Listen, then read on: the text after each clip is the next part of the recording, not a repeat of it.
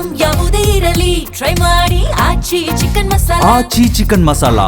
ಹೆಂಡತಿಯನ್ನ ಕೊಂದು ಮರದ ಪೆಟ್ಟಿಗೆಯಲ್ಲಿ ಅಡಗಿಸಿಟ್ಟ ಗಂಡ. ಗುಜರಾತ್ ರಾಜ್ಯದ ಸೂರತ್ನಲ್ಲಿ ವಿಭತ್ಸ ಘಟನೆ.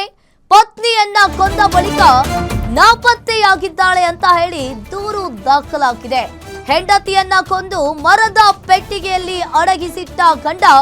ಗುಜರಾತ್ ರಾಜ್ಯದ ಸೂರತ್ನಲ್ಲಿ ವಿಭತ್ಸ ಘಟನೆ ಇದು. ಪತ್ನಿಯನ್ನ ಕೊಂದ ಬಳಿಕ ನಾಪತ್ತೆಯಾಗಿದ್ದಾಳೆ ಅಂತ ಹೇಳಿ ಗಂಡ ದೂರನ್ನ ಕೊಟ್ಟಿದ್ದಾನೆ. ನಿರ್ಜನ ಪ್ರದೇಶದಲ್ಲಿದ್ದ ಮನೆಯಲ್ಲಿ ಪತ್ನಿ ಶವವನ್ನ ಅಡಗಿಸಿಟ್ಟಿದ್ದ 40 ವರ್ಷ ವಯಸ್ಸಿನ ವಿಶಾಲ್ ಸಾಲ್ವಿ ಎಂಬಾತನಿಂದ ಈ ಕೃತ್ಯ ಎಸಗಿದ್ದಾರೆ. ಇನ್ನು ವಿಶಾಲ್ ಪತ್ನಿ 39 ವರ್ಷ ವಯಸ್ಸಿನ ಶಿಲ್ಪಾ ಸಾಲ್ವಿ ಹತ್ಯೆ ಆಗಿದ್ದಾರೆ. ಇನ್ನು ಡಯಟಿಷಿಯನ್ ಆಗಿ ಶಿಲ್ಪಾ ಸಾಲ್ವಿ ಕೆಲಸವನ್ನ ಮಾಡ್ತಾ ಇರ್ತಾರೆ. ನಾಪತ್ತೆಯಾಗುವ ಮುನ್ನ ಪತ್ನಿ ಪತ್ರವನ್ನ ಬರೆದಿದ್ದಾಳೆ ಎಂದಿದ್ದ ವಿಶಾಲ್.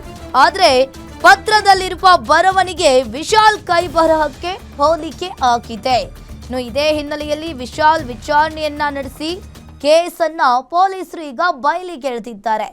ಇನ್ನು ಗುಜರಾತ್ ರಾಜ್ಯದ ಸೂರತ್ನಲ್ಲಿ ವಿಭತ್ಸ ಕೃತ್ಯ ನಡೆದಿದೆ. ಹೆಂಡತಿಯನ್ನ ಕೊಂದು ಮರದ ಪೆಟ್ಟಿಗೆಯಲ್ಲಿ ಅಡಗಿಸಿಟ್ಟ ಗಂಡ. ಇನ್ನು ಆರೋಪಿಯನ್ನ ತನ್ನ ಪತ್ನಿಯನ್ನ ಹಳೆಯ ಮನೆಯೊಂದರಲ್ಲಿ ಕೊಲೆ ಮಾಡಿ ಶವವನ್ನ ಅಡಗಿಸಿದ್ನು ಅಂತ ಹೇಳಿ ಗೊತ್ತಾಗ್ತಾ ಇದೆ. ಇನ್ನು ಆರೋಪಿಯು ತಾನೇ ಒಂದು ಪತ್ರದ ಮೂಲಕ ಕೊಲೆಯ ವಿಷಯವನ್ನ ಸಂಬಂಧಿಕರಿಗೆ ಕೂಡ ಈತ ತಿಳಿಸಿದ್ದ. ಇನ್ನು ನಿರುದ್ಯೋಗ ಮತ್ತು ಕೌಟುಂಬಿಕ ಕಲಹ ಈ ಕೃತ್ಯಕ್ಕೆ ಕಾರಣ ಅಂತ ಹೇಳಲಾಗಿದೆ.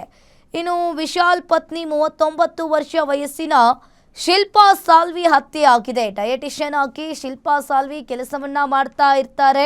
ಇನ್ನು ನಾಪತ್ತೆಯಾಗುವ ಮುನ್ನ ಪತ್ನಿ ಪತ್ರವನ್ನ ಬರ್ತಿದ್ದಾಳೆ ಎಂದಿದ್ದ ವಿಶಾಲ್. ಆದರೆ ಪತ್ರದಲ್ಲಿರುವ ಬರವಣಿಗೆ ವಿಶಾಲ್ ಕೈಬರಹಕ್ಕೆ ಹೋಲಿಕೆ ಆಗಿದೆ. ಇನ್ನು ಇದೇ ಹಿನ್ನೆಲೆಯಲ್ಲಿ ವಿಶಾಲ್ ವಿಚಾರಣೆಯನ್ನ ನಡೆಸಿ ಕೇಸನ್ನ ಪೊಲೀಸರು ಬಯಲಿಗೆಳೆದಿದ್ದಾರೆ.